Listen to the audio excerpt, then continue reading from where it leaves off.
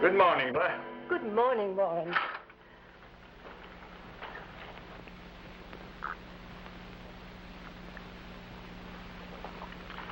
Very refreshing. Yes, dear.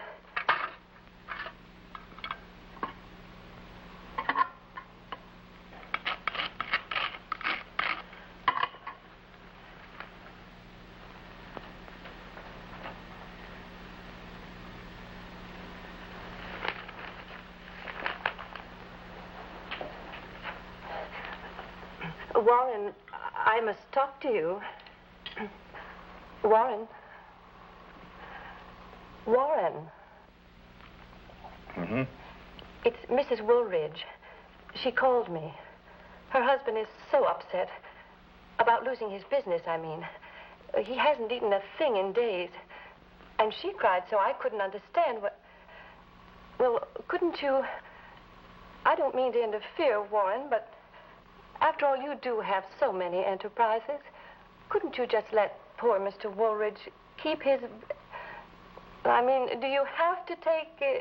Too much butter, Nora. Oh, I'm sorry. I'll fix another right away. And your attempt to alter the situation by a sentimental appeal of Mrs. Woodridge to my wife constitutes a gross invasion of the privacy of my home. Please be advised that my representatives will be at the offices of the plant at 8 a.m. tomorrow as per schedule to take formal possession of the premises. I shall expect your cooperation. Sincerely, etc., etc. Your attorney, Mr. Thompson, called. He's coming by today at 9:15 with the Continental papers. I told him you had a 9:46 appointment, but he assured me he'd only take 2.5 minutes. Very good. Will that be all, Mr. Grisby? Miss Wilson, I've been seriously considering taking a trip to Havana for several weeks for a rest and to catch up on some work. You understand?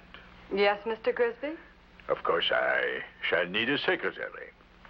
I think Mr. Thompson is due, Mr. Grisby. Oh, yes. Yes, of course. Will that be all, Mr. Grisby? For the present, Miss Wilson, for the present.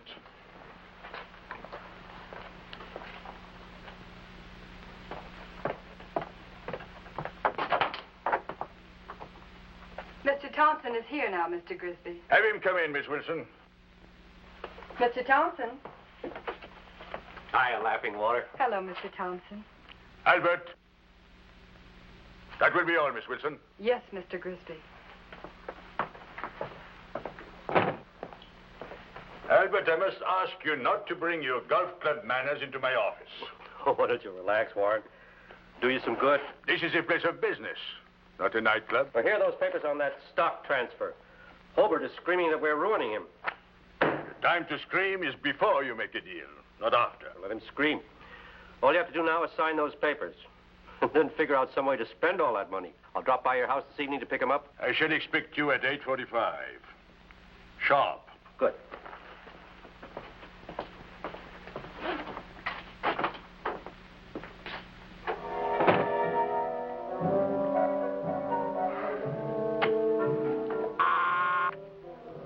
Yes? Miss Wilson, tell Peterson there must be something wrong with the air cooling system.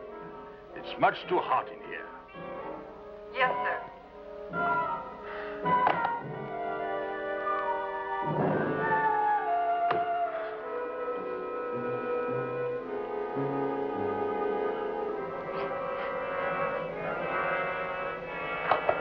Miss Wilson, there must be something wrong with the ventilation system. I smell something burning. And the heat is intolerable. I'll have Mr. Peterson immediately, Mr. Grisby.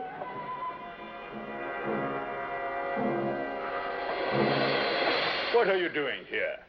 I distinctly told Miss Wilson I wanted no interruptions. I'm very sorry to disturb you, Mr. Grisby, but I didn't come by Miss Wilson's desk. Impossible. There is no other way in. Oh, but there are other ways. You know the old saying, needs must when the devil drives. What's that got to do with it? You'll pardon me, but a great deal. I came to see you on a matter of great urgency, one in which I feel you can be of great help. Well, unfortunately, Mr. Scratch. Just plain Mr. Scratch. Scratch? You mean you... Come now, I have no time for frivolous jokes. Oh, I can understand your confusion, Mr. Grisby. I am known by other names. Lucifer, for instance. And many others not altogether complimentary.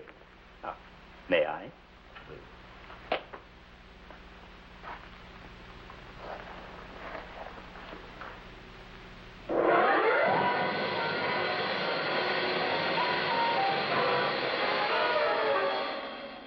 Well, state your business, Scratch, and be brief. I have a business appointment in a few minutes. Your appointment will be 30 minutes late. A slight automobile accident. Oh, no one was hurt, I assure you. I see. Well, Scratch. As you know, I run an important and ancient establishment. I've quite some time now. My offices, though time-honored, are, well, you might say, a little shop-worn, and not quite up to my present load of work. You have no idea, Mr. Grisby, how many of my clients I've just lost track of. Well, that's frightful. That's impermissible. Others are checked in and they disappear into some corner, and I'm never quite sure if they are being processed correctly or at all. You mean that after a lifetime of sin, it is possible that they do not receive their just punishment? Exactly, Mr. Grisby. Oh, I know you are as distressed as I am. Very careless of you, Scratch. Slipshod methods. That's just why I need a man like you, Mr. Grisby. Well, state your proposal, Scratch. Spend 2 months with me. No more, no less. Put my place in order. Ensure the efficiency of my organization. Make certain that no sinner shall escape. In return for your services, I will give you a bona fide and unassailable document attesting to what you have done. Think of the prestige that will give you, Mr. Grisby. How do I know that you'll live up to our agreement? Oh, now you may say what you like of me, but the record will show that I always live up to a contract. Hoping you would approve, I drew up a contract for you to look at. It is very brief and to the point. Look.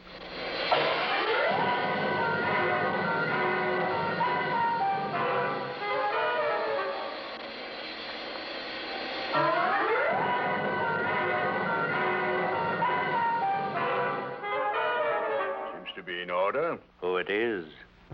I worded it personally. Well, Mr. Scratch, I must say your proposal interests me greatly. But you'd like to think it over. Is that it? I wouldn't think of pressing you, Mr. Grisby. After all, I have all the time in the world. Yes. Well, where can I... Let us say I will be available whenever you are ready. Now, if you'll excuse me, I have other matters to attend to. Oh, don't get up. I know my way out. Thank you.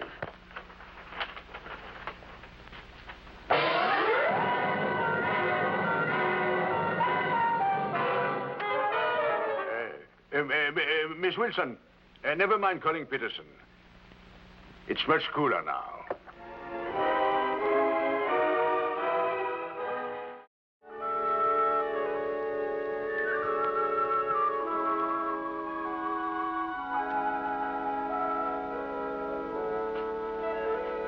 Mr. Scratch? Mr. Grisby, I can't tell you how glad I am that you understood so clearly the importance of my proposal.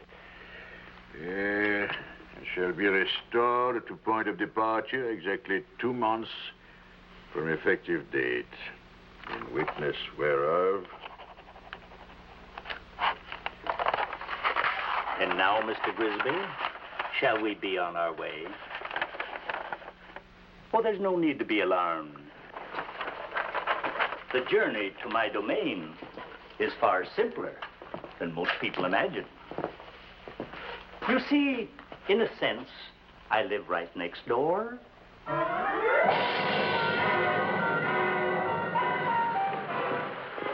To everybody.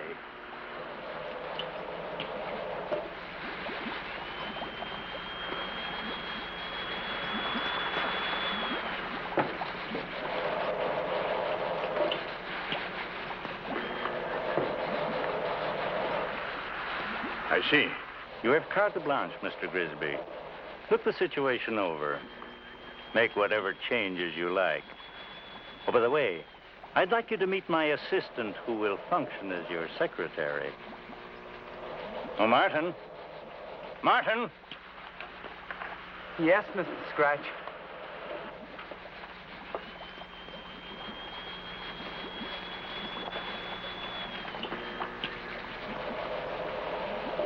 This is Martin, Mr. Grisby. He's been with me a good many years and can answer all your questions.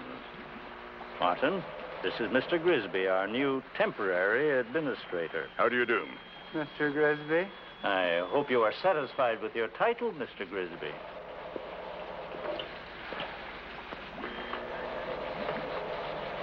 I see what you mean, Scratch. Yes, some changes are certainly in order.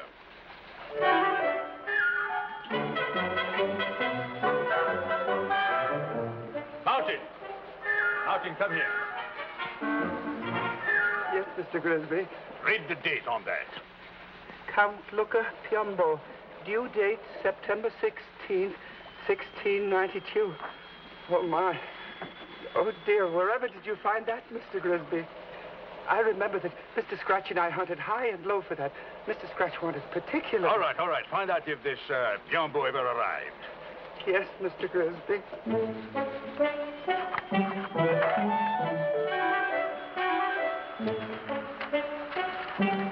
Martin, bring me the active files. Yes, Mr. Grisby.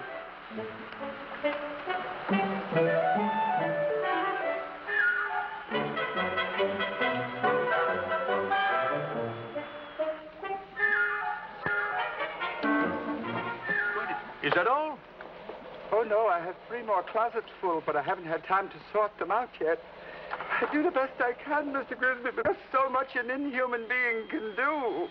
Well, if can't do it, I know something that will. Yes, Mr. Grisby.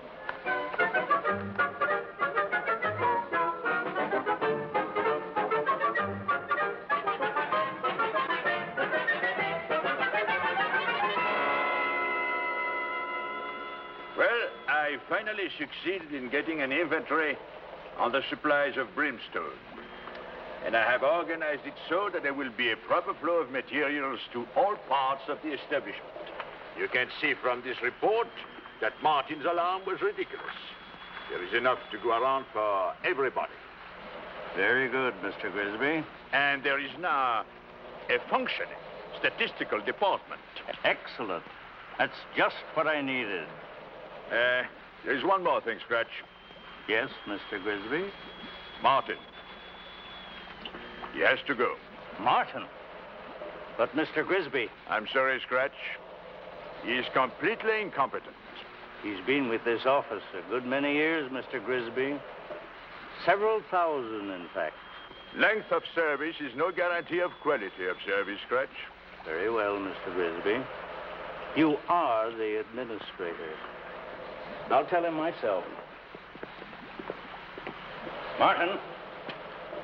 Martin? Yes, Mr. Scratch? I'd like to talk to you for a moment. Yes, Mr. Scratch.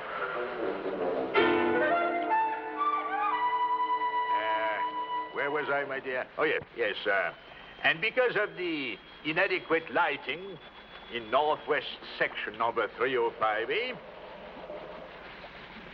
many of the inmates have been able to retreat into dark corners and detected, and thus evade their labors. This must be corrected.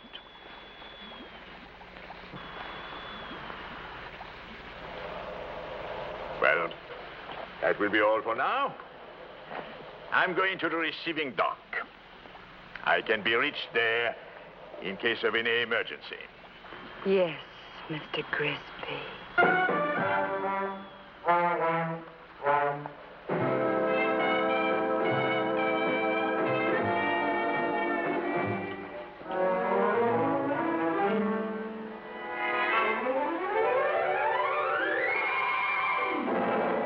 Well, Mr. Grisby, this is your last day. In a few hours, you leave us, much the better for your visit. I shall be eternally grateful for what you have accomplished. I care nothing for your gratitude, Scratch. I count it my duty. Of course. But allow me the pleasure of thanking you. And now, how would you like your document made out, the one attesting to your presence here? According to contract, Scratch. According to our contract. Nothing else. Nothing special? No particular wording? Just a straight, business-like statement, but in unquestionable form, if you understand me. Of course. Well, I think I'll have a last look at things, just to be sure that I'm leaving everything in good shape. Do that, by all means. Oh, and Grisby, be sure to have a look at how nicely Karen is managing things now. See you here in an hour, Scratch.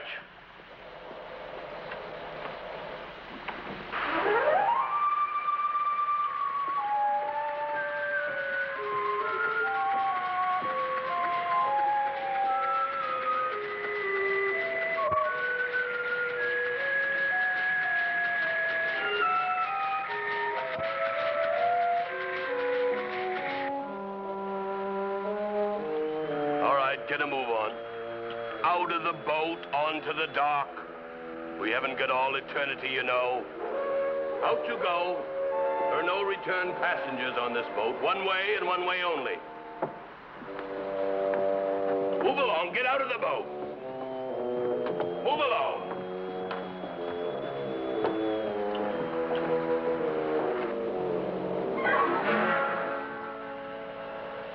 Albert, you. Hello, Warren. How did it happen to you? Oh, I'm not really one of... What happened? Why are you here? You know why I'm here, Warren. If anybody knows, you do. Oh, it never occurred to me to look. Why, that's impossible. Well, you're my friend, my associate. Exactly. What do you mean? We should never have pulled that Wharton deal, Warren. And forcing old man Breckenridge into bankruptcy. Well, that was business. I knew it was a raw deal. My sin was that I didn't do anything about it. Now it's too late. Too late. Too late.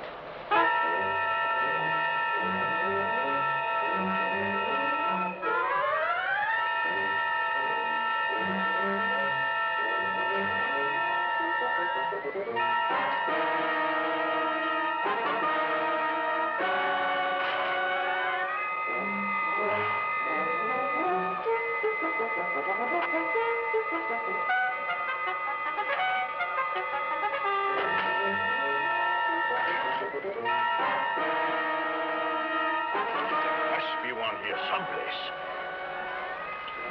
Or maybe there isn't. Is this what you're looking for, Mr. Grisby? It was hidden in the files. I was just bringing the files up to date, Mr. Grisby, as you instructed me. I instructed you? That will be all, Martin.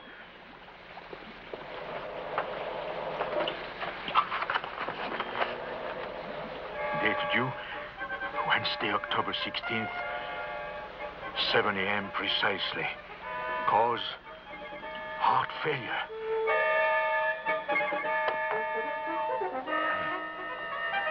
No. No, it can't be. Wednesday, October 16th. Why, that's tomorrow.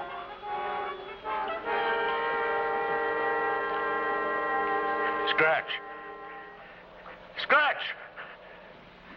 Where are you? Scratch! Yes, Grisby? You tricked me.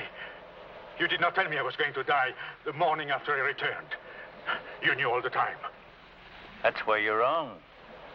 I wouldn't have known anything about it if the excellent system you installed here hadn't brought your case to light. You mean I might have escaped? We might have lost track of you for a long time. Several centuries, perhaps. But this is unjust. I meant no harm. Oh, come now. You're talking to one of your ardent admirers and pupils, Grisby. Let me see. The time to scream is before you make a deal, not after. Am I quoting you correctly, Grisby? Please, Mr. Scratch, listen to me. I'll make amends. Anything. I promise. I swear. I must confess I'm disappointed in you, Grisby. I didn't expect a deathbed repentance from a man of your qualities. Very well. What is to be my judgment, my punishment? Well, that. It's rather neat. I'm quite proud of it, I must say. You shall be doomed to an eternity of making big deals and having them all fall through. Go now. Your guide is waiting to take you back. And I shall see you here tomorrow at 8 a.m. as per schedule. I expect your cooperation.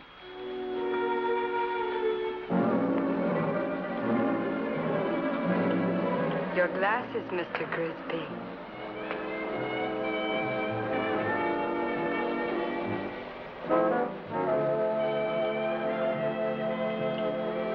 Scratch. Yes? If I am to make big deals, I shall have to have a staff. Naturally. And I shall insist on the right to choose my own secretary. You shall have her, Mr. Grisby.